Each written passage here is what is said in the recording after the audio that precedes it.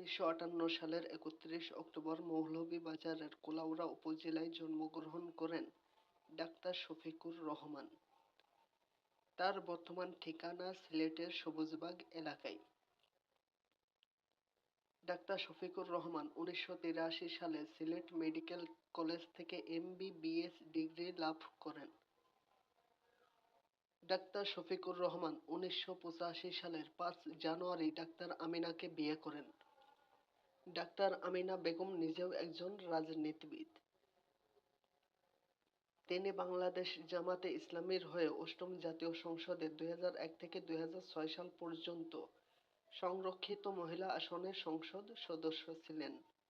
এই দম্পতির ঘরে ২ মেয়ে এবং ১ ছেলে রয়েছে। বড় মেয়ে, তিনি পেশায় একজন চিকিৎসক এবং কার্ডিওলজিতে FCPS করেছেন। ছোট মেয়ে, তিনি একজন MBBS চিকিৎসক। ছেলে, তিনি বর্তমান MBBS শেষ বর্ষের ছাত্র।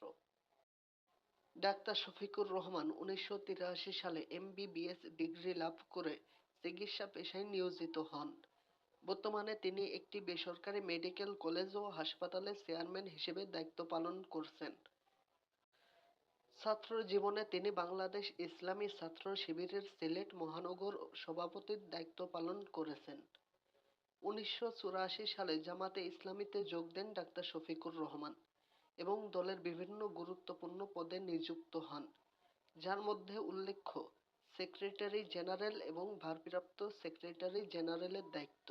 ডাক্তার শফিকুর রহমান ২০১৯ সালের ১২ নভেম্বর প্রথমবারের মতো জামাতে ইসলামী আমির নির্বাচিত হন।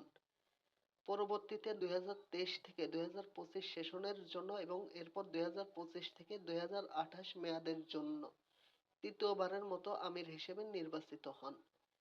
আসন্ন ত্রয়োদশ নির্বাচনে বাংলাদেশ জামাতে ইসলামীর আমির ডাক্তার শফিকুর রহমান ঢাকা ১৫ অর্থাৎ মিরপুর কাফরুল এলাকা থেকে সংসদ সদস্য হিসেবে নির্বাচন করবেন। প্রিয় দর্শক, আপনার কি মনে হয় ডাক্তার শফিকুর রহমান কি সংসদ সদস্য হতে পারবে? আপনাদের মতামত কমেন্টে জানান।